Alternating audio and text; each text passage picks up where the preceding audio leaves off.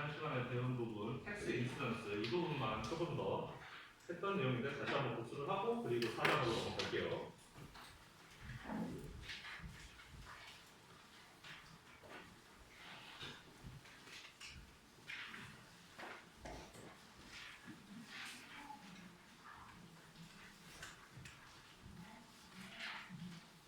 여러분 근데 그 방금 전에 풀었던 풀이가 좀 어렵습니까? 그 숙제 문제가? 할만해요? 수고.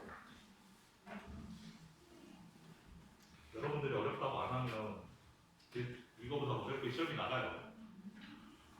어려우면 어렵다고 이야기하십시오. 그거는 좀 제가 그 학생들이 얼마나 따라오는가를 보고 난이도를 조절할 건데 솔직히 표정만 봐서 잘 모르겠거든요. 다들 그냥 경직된 표정으로 있어가지고 이게 이해를 하고 있는 건지 그냥 보고만 있는 건지 좀 헷갈려요.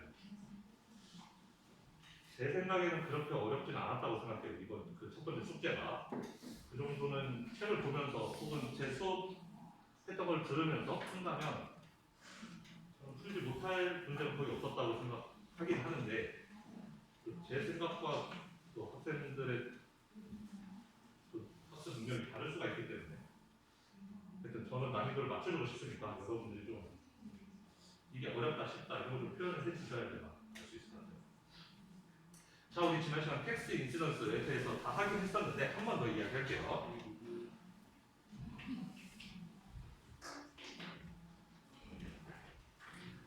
자, 공급곡선이 있고 수요곡선이 있을 때 세금을 부과하면 수요자한테 세금을 부과하면 수요가 줄고 공급자에게 부과하면 공급곡선이 줄어드는데 역시 왼쪽으로 가게 되는데 공급자한테 세금을 1달러를 부과해서 이렇게 공급곡선이 이렇게 오른쪽으로 위로 올라가든 아니면 수요자한테 세금을 부과해서 똑같이 1달러만큼 이렇게 내려오든 이것도 1달러 세금 이것도 1달러 세금이라면 결국에는 원래 균형점에서 새롭게 이동하는 지점은 이 지점은 같아질수록 어차피 이 크기는 1달러가 되어야 되잖아요. 빨간색이 1달러만큼 올라갔든 아니면 얘가 1달러만큼 내려왔든 이 간격은 무조건 1달러여야 되는 거예요. 즉 세금을 누구한테 부과하건 관계없이 예를 들어서 세금이 1달러다. 그러면은 여기에서 이게 왼쪽으로 가면 갈수록 이 간격이 넓어질 거 아니에요? 간격이 왼쪽으로 가면 갈수록 넓어지죠. 이 간격이 정확하게 1달러가 되는 지점에서 새로운 균형, 이 가격은 공급자가 받게 되는 가격, 이 가격은 수요자가 내게 되는 가격 이렇게 된다라는 거예요. 그거를 부과를 얘한테 시키든 얘한테 시키든 상관없이 세금 1달러라면 이 점이 이 균형점이 왼쪽으로 이동해서 이 차이가 1달러 될 때까지 이렇게 점점 이동한다. 그래서 수요자 이윤, 컨슈머 서플러스는 이만큼, 공급자 프로듀서 서플러스는 이만큼, 그 다음에 나라에서 걷어가는 세금은 이만큼. 그래서 이만큼의 대대의 로스가 발생한다라고 했습니다. 그런데 텍스 인시던스라는 게 있어서 결국 세금이라는 것은 1달러가 부과되는데 부과할 때는 수요자한테 부과할지 공급자한테 부과할지를 나라에서 결정하겠지만 실질적으로 내는 세금이라는 것은 우리는 이렇게 받아들인다. 원래 내가 냈던 가격, 원래 수요자들이 지불했던 가격, 그리고 공급자들이 받아왔던 가격은 여기였는데 근데 이 세금 때문에 수요자들은 이만큼의 돈을 더 내게 되고 이만큼의 가격을 더 지불한 셈이 되는 것이고 공급자들은 이만큼의 가격을 덜 받게 되는 셈이잖아요. 결국은 전부 수요자들은 돈 더 내서 더 비싸게 냈으니까 그만큼이 사실상 세금인 거고 공급자들은 더 싸게 팔게 되었으니까 그만큼이 사실상 세금이라는 거예요. 세금을 이만큼은 수요자가 내는 거, 이만큼은 공급자가 내는 걸로 우리가 받아들이자라는 겁니다. 그러면은 수요자가 공급자가 몇 대 1달러의 세금을 몇 대 몇으로 나눠 먹을 거냐 그것은 뭐에 달렸냐면은 결국 이 그래프의 기울기에 의해서 결정된다는 거예요. 똑같이 왼쪽으로 이만큼 갈 때 여기 위로는 얼마 올라갔고 밑으로는 얼마 올라갔고 그게 결정하는 거잖아요. 그래서 세금을 디맨드와 그 컨슈머와 서플라이어가 각각 얼마씩 세금을 부담을 지게 되느냐는 결국에는 수요 곡선의 기울기하고 그 다음에 공급 곡선의 기울기가 결정한다라고 그랬습니다.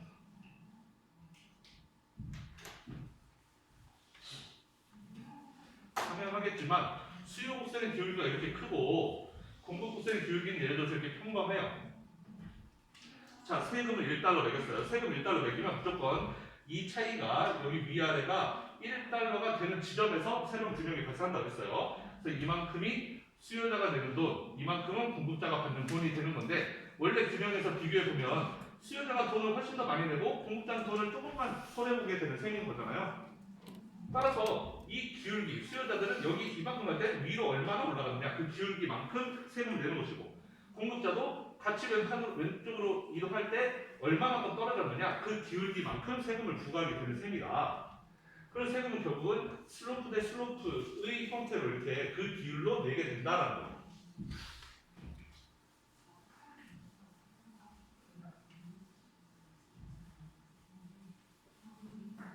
그런데 우리가 원래 배우기를 디맨드의 일레시시티는 프라이스 일레시시티는 슬로프 분의 1 곱하기 P 오버 Q였고 공급자도 똑같이 슬로프 분의 1 똑같은 식이었잖아요. 단순히 여기가 S냐 D냐 이 차이만 있는 거죠. 그럼 이 식을 좀만 다르게 써보면 슬로프 D는 그리고 슬로프 D는 이거 분의 1 곱하기 Q분의 P가 되는 것이고 얘도 이렇게 써보면 이거 분의 이렇게 쓸 수가 있는 거잖아요. 저 얘랑 다리만 서로 바꿔준 거예요. 얘를 올리고 얘를 내리고 우리 디맨드 쪽은 전부 다 플러스 값으로 만들어주기 위해서 여기를 다 절대값을 이렇게 씌웁시다. 다 플러스 값으로 써줄 거예요. 어차피 마이너스라는 걸 다 우리가 아니까 플러스로 써주겠습니다. 여기도 플러스로 만들어주는 거죠. 그래야지 딱 그 비교가 되니까. 자, 그러면 슬롭 D분의 슬롭 S는 얘 대 얘는 결국 이거 대 이거란 말이에요. 결국은 슬롭 D 대 슬롭 S로 그 수요자들이 내는 세금 대 공급자들이 내는 세금은 이렇게 결정이 되는데 이 값은 결국 이거랑 같게 된다. 대 ES분의 1 QP 이렇게 되는데 그렇다면 몇 대 몇 하는데 양쪽이 똑같은 거 곱해져 있다면 얘네들은 그냥 없어져도 상관없는 거잖아요. 그렇죠? 우리가 뭐 6대 4 그럼 얘네들은 3대 2로도 쓸 수 있는 거잖아요. 곱하기 20대 있는 거 다 2로 나눠버리면 되는 거니까 그래서 상관없죠. 똑같은 것이 곱해져 있다면 그냥 나눠버리면 되는 거죠. 그리고 양변에 여기에 둘 다 이거 똑같은 거 곱해버리죠. 그냥 이 D랑 ES를 다 곱해버리면 이 값은 ES 대 ED라고도 쓸 수가 있는 거잖아요. 자리가 바뀌어서 3분의 1 대 4분의 1이 있으면 얘네는 사실상 12분의 4 대 12분의 3이 되는 거잖아요. 통분하면 그렇죠? 12분의 4 대 12분의 3이니까 그냥 우리는 4 대 3이라고 써도 상관없는 거죠. 3분의 1 대 4분의 1은 4 대 3이라고 써도 되는 거예요. 자리 바꿔서. 그래서 이렇게 나타낼 수 있다.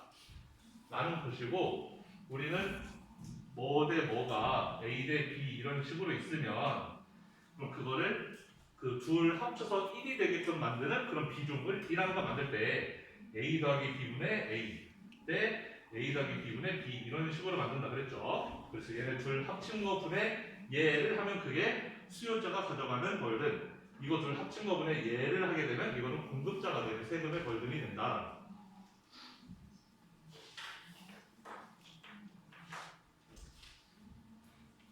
그래서 이거를 그렇게 이해하시면 되고요. 여기 나와 있는 이 부분.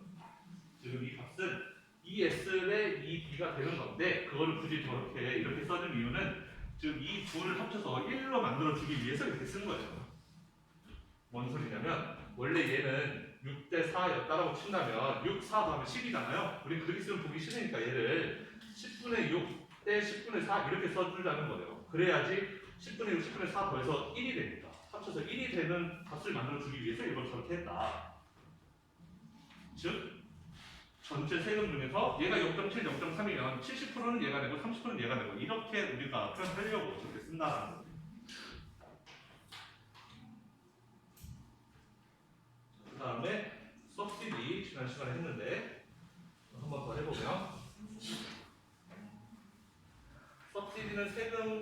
정반대로 생각하면 된다고 했어요. 역시 수요자에게 서브시디를 줄 수도 있고 보조금, 공급자에게 보조금을 줄 수도 있는데 세금은 돈을 걷어가는 거라면 보조금은 돈을 오히려 내주는 거니까 돈을 받는 거니까 더 좋은 거죠. 그래서 수요의 입장에서는 보조금을 받으면 보조금만큼 수요가 위로 올라가게 되죠. 수요가 그만큼 늘어난다는 거죠. 그다음에 공급의 입장에서도 공급 원래 이렇게 하고 있었는데 보조금 받게 되면 이제는 더 싼 가격에도 나는 팔겠어가 되는 거예요. 어차피 나라에서 돈 주니까. 그래서 어찌됐든 원래의 균형에서 더 오른쪽으로 이동하게 된다. 원래의 균형에서 만약에 공급이 내려갔다 그러면 이쪽으로 내려가는 것이고 수요가 올라갔다 그러면 이쪽으로 가게 되는 것이고 어찌됐든 오른쪽으로 이동하게 되어 있어요.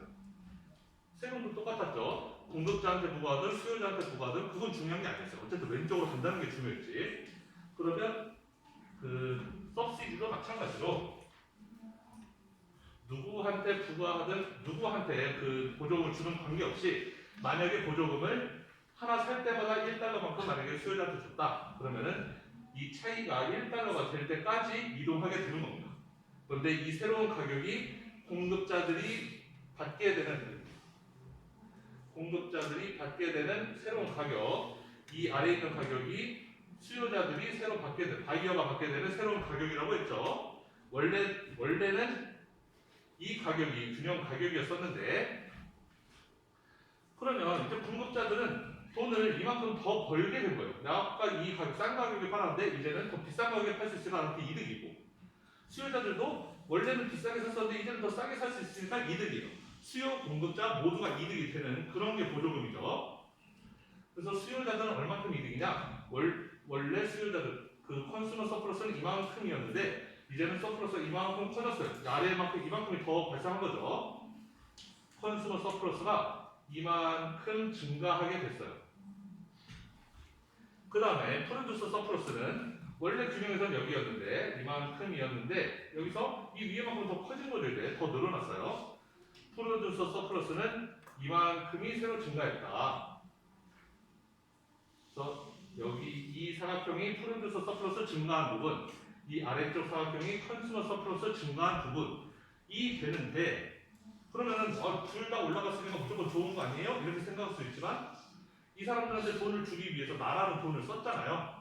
우리가 세금 걷을 때는 나라가 돈을 걷었으니까 그 돈도 나라 돈이다. 돈이 새로 생긴 거 나라 생각할 수 있지만 보조금은 나라가 깎아서 주는 거 아니잖아요. 그것도 다 국민들 세금 걷어서 주는 거죠. 어쨌든 나라 입장에서는 지출이에요. 누군가 지출을 했어. 근데 그 지출이 얼마냐? 나라가 지출한 돈은 이 보조금 곱하기 전체 양이에요. 이 큰 사각형이 나라가 지출한 돈이에요. 그러면 제가 그림을 좀 잘못 그렸는데 나라가 지출한 돈은 이만큼 그런데 수요자들이 추가로 얻게 된 부분 추가로 얻게 된 서플러스는 이만큼 공급자들이 새로 얻게 된 서플러스는 이만큼 그러면 이만큼의 지출을 추가적으로 더 했다는 거잖아요. 나라가 그렇죠? 얘네들 가져가는 거는 괜찮아. 어차피 나라가 돈을 썼지만 그게 수요자한테 갔고 공급자한테 갔으니까 괜찮은데 이 돈은 나라가 썼는데 아무한테도 안 가는 거잖아요. 그러니까 이게 바로 대도의 로스가 된다는 거죠. 저 그림에서 분홍색으로 표시된 이 I 부분이 대도의 로스가 된다는 거예요. 그래서 서브시디를 줘서 이렇게 균형점을 오른쪽으로 보내도 이게 무조건 좋은 게 아니라 균형점이 오른쪽으로 가서 거래량이 늘어나면 무조건 좋은 게 아니라 어쨌든 균형을 벗어나게 되면 대도의 로스는 발생하게 된다. 세금을 부과해서 얘를 왼쪽으로 보내든 보조금을 부과해서 얘를 오른쪽으로 보내든 관계없이 항상 대도의 로스는 발생하게 되어 있다.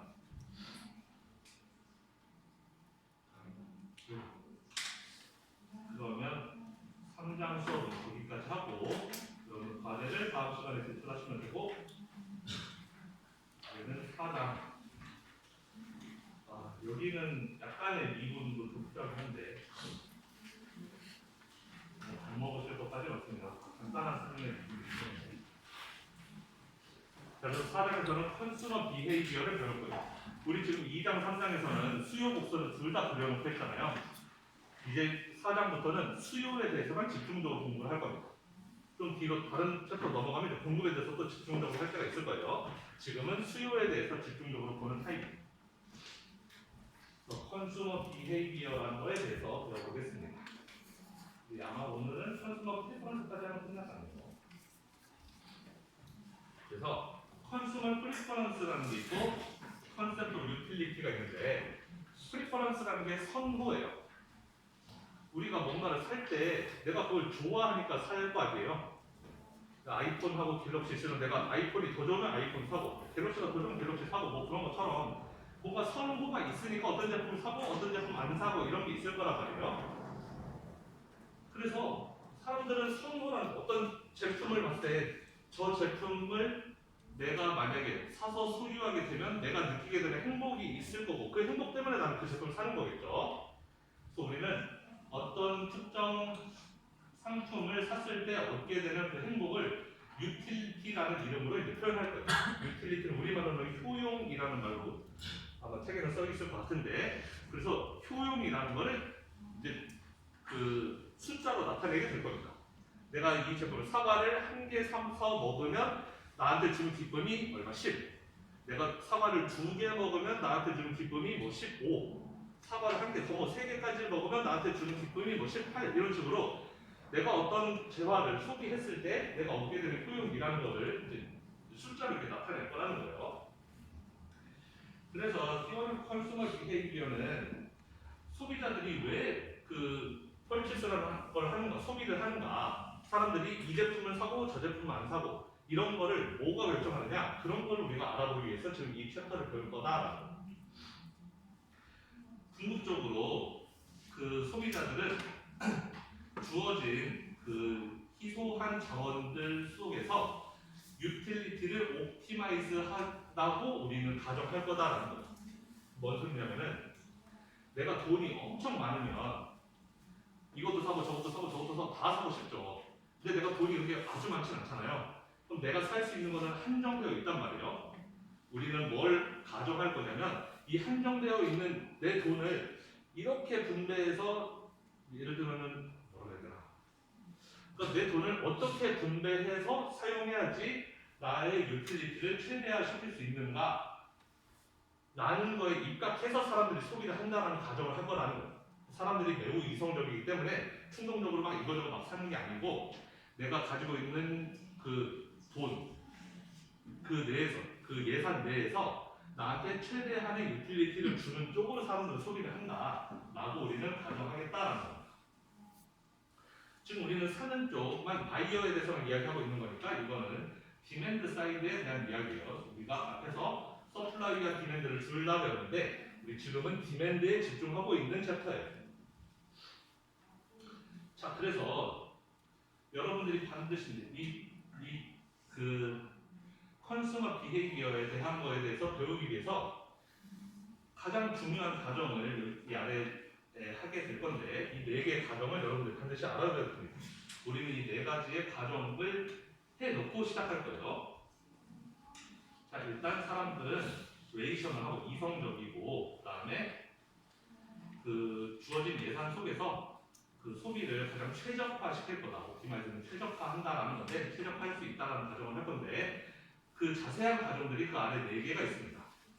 이 4가지의 가정이 저는 이렇지 않은데요? 라고 생각하는 학생들도 있을 수 있는데 그 본인의 그 습성과 본인의 프리퍼런스가 잘 맞는지 한번 생각해 보세요. 자, 우리는 첫 번째 가정은 뭐냐면 컴플리니스 앤 랭커빌리티인데 사람들은 어떤 제품의 번들을 비교할 수 있고 걔네들의 선호 순서를 매길 수 있다는 거예요. 자, 번들이라고 하니까 좀 이상한데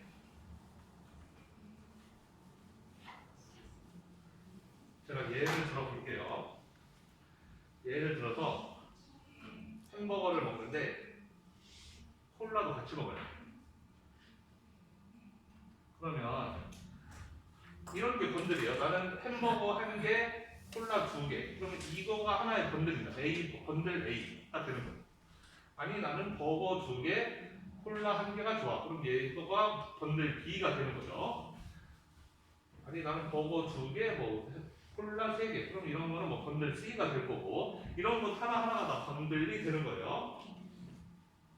컴플리트니스의 랭커빌리티는 뭐냐면 어떤 번들이 주어져도 내가 얘보다 얘를 더 좋아한다. 이걸 비교할 수가 있다라는 거예요. 아 나는 얘하고 좀 애매한데? 애매한데는 말이 안 되고 둘 다 나한테 같은 효용을 주는데? 라고 생각할 수 있지만 모른다라는 건 말이 안 된다는 거예요. 나는 얘가 얘보다 좋아 혹은 얘가 얘보다 좋아 아니면 얘네 둘이 똑같이 좋아 라고까지는 다 할 수 있는데 아 뭐가 더 좋은지 잘 모르겠어 나 결정장애야 이러면 안 된다라는 거. 결정장애가 없어요. 무조건 우리는 뭐가 더 좋은지를 알 수 있다. 뭐가 더 좋은지 모른다면 얘네 둘은 똑같이 좋은 거다 라는 것까지 우리는 알 수 있어야 된다는 거예요. 그래서 컴플리트하게 완전하게 우리는 모든 것들에 대해서 내가 쟤를 얼마만큼 좋아하는지를 알고 있어야 되고 랭커빌리티 우리는 순서를 손의 순서를 다 매길 수 있어야 돼요. 얘가 제일 좋고 얘가 두 번째 좋고 얘가 세 번째 좋고 이런 걸 다 할 수 있어야 된다. 아니면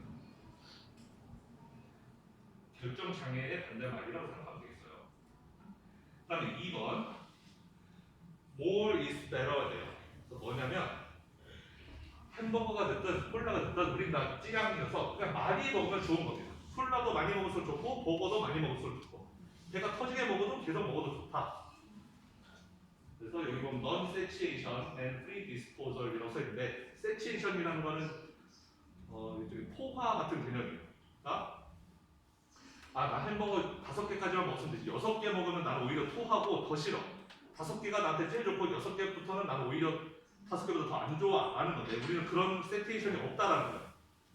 차라리 5개, 6개, 7개, 8개 됐을 때 5개까지 먹고 6개, 7개 나 도저히 못 먹겠다 토할 것 같다 그러면은 프리 디스포절 그냥 버려라라는 거예요. 공짜로 버릴 수 있다. 물론 우리 실생활에서 공짜로 못 버리죠. 종량제 봉투 사서 버려야 되긴 하지만 우리는 그냥 프리 디스포절이 가능하다. 그러니까 수량이 많아질수록 햄버거의 수량이 많아질수록 어차피 난 버릴 수가 있기 때문에 더 나빠지는 일은 없다라는 거예요. 햄버거가 우리 집에 100만 개가 쌓여도 그 중에 3개만 먹고 나머지는 뭐 99만 개 버리지 뭐 하면 어차피 버리는 건 프리 디스포절이니까 괜찮다. 그러니까 같은 효용을 줄 수는 있지만 오히려 나빠지는 일은 없다라고 우리는 생각하자는 거예요. 무조건 많이 먹으면 많이 먹을수록 더 좋거나 아니면 아예 같다. 그렇게 생각하자는 겁니다. 그 다음에 트랜지티비티는 뭐냐면은 이거는 논리적 일관성을 준다라고 이야기했는데 이거는 약간 상당 논법 이런 거 비슷하게 생각하면 돼요. 예를 들면은 번들이 이렇게 3개가 있어요. 예를 들어서 3개가 있는데 나는 C가 A보다 좋아요. 얘가 얘보다 좋다. 그 다음에 A가 B보다 좋아요. 얘가 얘보다 좋고 얘가 얘보다 좋고 그러면 B가 C보다 좋을 수는 없다는 게 트랜지티비티. 얘가 1번이 2번보다 좋고 2번이 3번보다 좋으면 얘가 얘를 이길 수는 없다는 거예요. 무조건 얘가 1등이었으니까 1등이 3번보다 좋아야 되는 거잖아요. 무조건 C가 B보다 좋아야 된다. 순위가 엇바뀌면 안 된다는 거예요. 마지막 거는 The more a consumer has of a particular good, the less she is willing to give up for something else to get even more of that good이에요. 그래서 내가 어떤 특정 particular good을 더 많이 가지고 있을 때 그거를 더 얻기 위해서 다른 거를 포기하려고 하는 것은 더 작다라는 거예요. 무슨 말인지 잘 모르겠죠. 저도 좀 써놓고 약간 헷갈리는데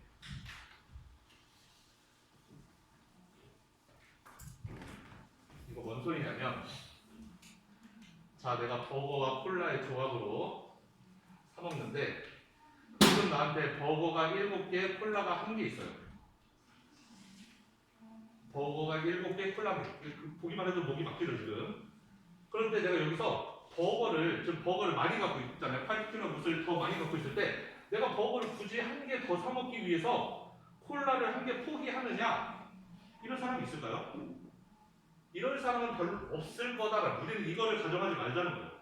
우리는 이 반대로 가길 원한다. 버거를 차라리 1개 줄이고 콜라를 하나 더 사 먹는 게 상식적이지 않나? 이런 거죠. 그래서 뭔가 하나를 익스트림하게 많이 가지고 있는 거를 선호하지 않는다라는 거예요. 이거는 뭐냐면 쉽게 말하면 consumers like variety. 사람들은 치킨도 반반 치킨을 좋아하지 나는 후라이드만 오로지 아니면 양념만 다 이렇게는 안 좋아한다. 우리는 섞여 있는 걸 좋아한다.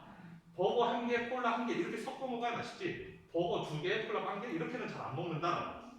우리 반반, 짬짜면 이런 거 좋아한다. 그거 선호해.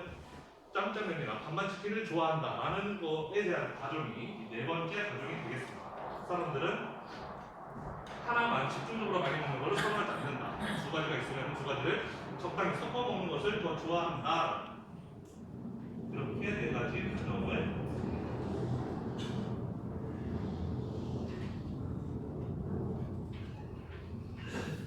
다음에 이제 우리는 유틸리티라는 개념을 배울 거예요. 유틸리티는 나에게 주는 행복이에요. 유틸리티는 measure of how satisfied consumer다. 내가 이 제품을 펼쳐 삼으로써 내가 얻게 되는 행복, 내가 얼마나 satisfied 한지. 그래서 measure of happiness or well-being입니다. 나에게 주는 행복, 내가 구찌 백을 하나 사면 나에게 주는 또 어마어마한 행복, well-being 이런 게 유틸리티예요. 우리는 그거를 이제 매저하겠다는 거예요. 측정하겠다는 거예요. 숫자로. 그래서 유틸리티 펑션이라는 거를 만든 거예요. 아 그리고 유틸리티는 컨슈머 인컴에 대한 매저가 아니에요. 나는 어차피 돈 없어. 나는 구찌 백 못 사. 이게 아니고 내가 돈이 있는 사람이건 없는 사람이건 그냥 저 백을 내가 만약에 살 수 있다면 내가 얻는 행복이 얼마인가 그거를 측정하자는 거예요. 내가 저걸 살 수 있네 없네 지금 그거는 걱정할 필요가 없고 내 소득은 생각할 필요 없이 그냥 상상만 돌리는 거예요. 내가 저걸 산다면 얼마만큼의 행복을 나한테 주는가. 우리는 그거에 대해서만 합니다. 자, 그래서 유틸리티 펑션이라는 것은 이게 여러분 펑션이 뭐죠? 제가 펑션에 대해서 이야기했었나요? 펑션은 함수라고 했죠. 함수는 항상 관계예요. 관계. 함수라는 것은 관계를 나타내는 건데 x를 투입하면 y가 얼마가 되는지 그 관계를 나타내는 거예요. x가 1일 때 y는 3이고 x가 2일 때 y는 6이고 x가 3일 때 y는 9 뭐 이런 식의 x가 얼마면 y는 얼마다 이런 관계를 나타내는 게 함수예요. 여기도 유틸리티 펑션이니까 효용 함수예요. 그러면 아까 효용이라는 게 내가 뭘 하나 사 먹으면 나한테 기쁨을 얼마 주고 이런 거였잖아요. 그래서 원래 여기에는 x 쪽에는 나의 컨섬션 번들이 들어가 있는 거죠. 버거 1개, 콜라 1개 이렇게 먹는다면 이럴 때 나의 행복은 뭐 25.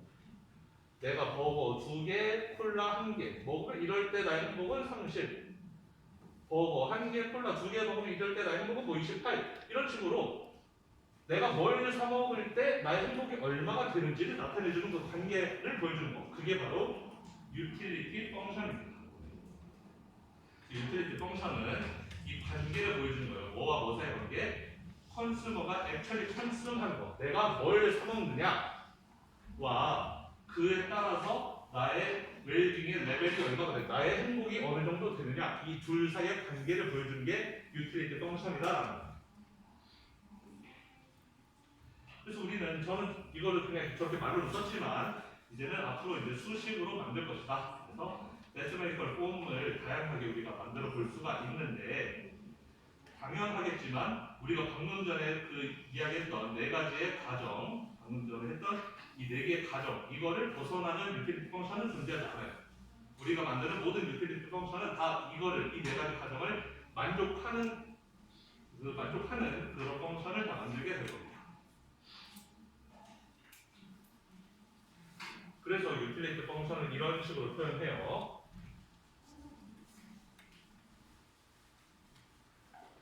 자, 우리는 앞으로 유틸리티는 U라고 쓸 텐데 이제 U는 어떤 함수라는 거죠. 뭐 어떤 함수가 될 거라는 건데 이 안에는 이제 내가 그 소비하는 컨섬션이 들어가게 될 거예요. 내가 버거 1개, 콜라 1개 사 먹으면 나는 이 함수를 통해서 내가 얻는 행복이 얼마다 이렇게 나와야 되니까 저기서는 T, D라고 했네요. 하나는 T이고 하나는 D인가 봐요. 그러니까 T는 movie나 theater고 D는 watch나 DVD네요. 그러니까 얘는 극장 가서 보는 영화 보는 거, 얘는 집에서 DVD 보는 거. 뭐 한 달 동안 내가 극장에서 몇 번 보고, 한 달 동안 집에서 DVD 몇 개 보고 그 숫자인가 봐요. 내가 극장에 3번 가서 보고 집에서 DVD 2번 본다. 그러면은 이런 복잡한 뭐 식을 막 돌려서 그 답이 18이에요. 그럼 나한테 주는 행복이 18입니다. 나는 무비는 4번 보고 DVD를 한 번 볼 건데 그렇게 하면은 무슨 펑션을 돌려서 나한테 주는 행복이 16이다. 뭐 이런 결과가 나오게끔 이제 그런 식이 있을 거고, 또 여기서는 식을 하나 예를 들었네요. 잘못 써있는데 이거 U가 없지, 얘가 D가 되어야 되는데 얘가 U가 아니고 D라고 써있어야 맞겠습니다. 그래서 예를 들어서 유틸리티 펑션이 저렇게 돼 있다는 거죠. 이거는 펑션을 일반적으로 이렇게 쓰는 거고, 그냥 여기서 예를 들어서 U의 0.8승, D의 0.2승 이런 식으로 유틸리티 펑션이 만약에 결정됐다. 어떤 사람의 유틸리티 펑션이 이렇게 생겼다라는 것은 U가 D인데 T의 0.8승, D의 0.2승이라는 거죠.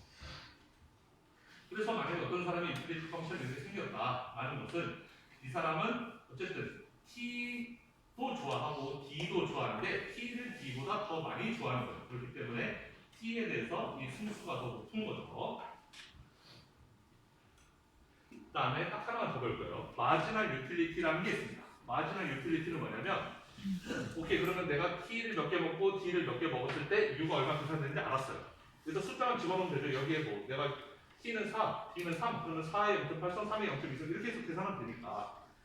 근데 우리가 더 중요하게 생각하는 건 마지널 유틸리티라는 개념이고, 그거는 내가 특정 T나 D 중에서 하나를 한 단위를 더 사 먹으면 나한테 얼마만큼의 행복을 더 갖다 주는가, 그걸 측정해 주는 게 마지널 유틸리티 개념이고, 그거는 편미분을 하면 돼요.